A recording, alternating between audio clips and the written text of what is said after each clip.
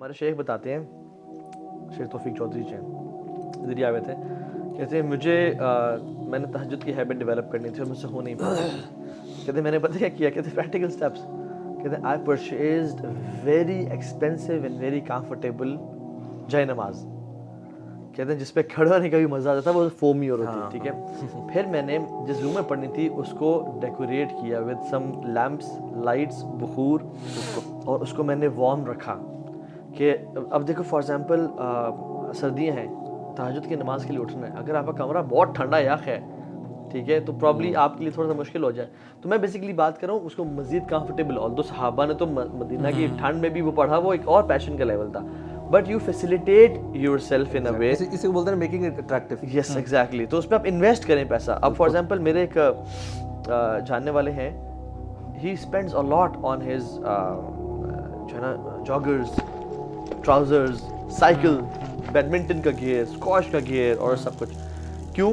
کیونکہ جب وہ انویسٹ کرتے ہیں نا تو پھر وہ اس کی ویلیو بڑھتی ہے. دین ہی از ایکسائٹیڈ ٹو پلے بیڈمنٹن, پھر وہ یوز کرنے کوئی استعمال میں لے کے آتے ہیں. اور پھر اس میں ریوارڈ بھی رکھیں. جیسے فار ایگزامپل میں آپ کو پرسنل ایگزامپل دیتا ہوں, میرا جو جم جانے کا جو موٹیویشن ہوتی تھی نا, وہ اس کے بعد کا ریوارڈ ہوتا تھا جو اسٹیم اور سونا میں مجھے ملتا تھا, ٹھیک ہے.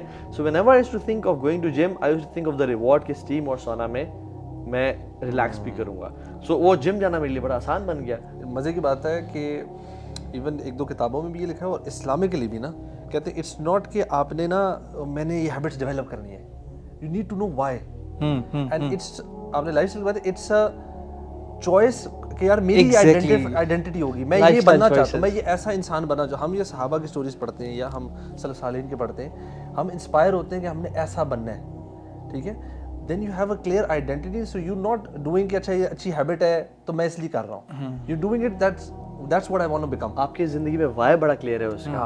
اب پریکٹیکل ایگزامپل لے لیں. فار ایگزامپل اگر دو آپ کے پاس لڑکے آتے ہیں نا الگ ٹائمس پہ, ایک لڑکے کو آپ بتاتے ہیں کہ یار تم کس طرح سے اٹھو, تم نے کس طرح سے وضو کرنا ہے, کس طرح سے تم فیزیبل اپنے لیے بناؤ مسجد پہنچنا اور سارا, ایک یہ شخص ہے.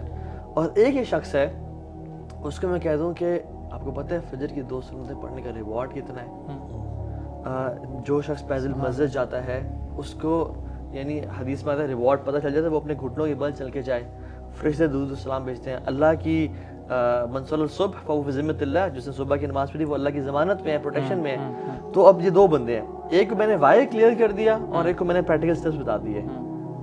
آپ لکھ لیں, اور میرا اپنا پرسنل ایکسپیرینس ہے, جس کا وائی کلیئر ہے نا, جس کا ریوارڈ سسٹم کلیئر ہے کہ یار اس کی ورچو کیا ہے, وہ فوراً سے پڑھنا شروع ہو جائے گا. اسی لیے تو بار بار آپ کو جب جنت کے بارے میں بتایا جاتا ہے نا, آپ کو جنت کی جو ایٹریبیوٹس ہیں ان کے اندر کیا کیا ہے, وہی پھر جیسے آپ نے بتایا نا, ایک شخص کو بتایا جائے کہ نماز پڑھو گے تو یہ ہوگا, تم نے وضو ایسے کرنا, اور ایک کو اس کا ریوارڈ بتایا جا رہا ہے کہ تمہیں اتنا ریوارڈ ملے گا.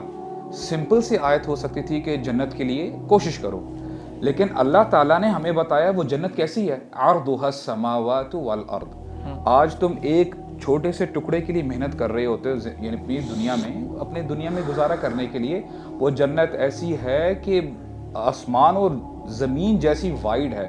اور اسکالرس کہتے ہیں کہ یہ صرف فزیکل لیول نہیں ہے, آپ کو اسپرچول لیول پہ بھی, ایموشنلی بھی آپ کو آپ کا جو مائنڈ ہے وہ کھلتا ہے اور وہاں تک لے کے جائے گی, یعنی آپ وہاں پہ گھٹن محسوس نہیں کرو گے. تو ایونچولی ہوتا کیا ہے کہ دیکھیں, آئی تھنک دس از, اگر ہمیں اس کے علاوہ کوئی موٹیویشن نہ دی جاتی دین میں, if this was the only motivation given to the human beings, this was sufficient for all of us.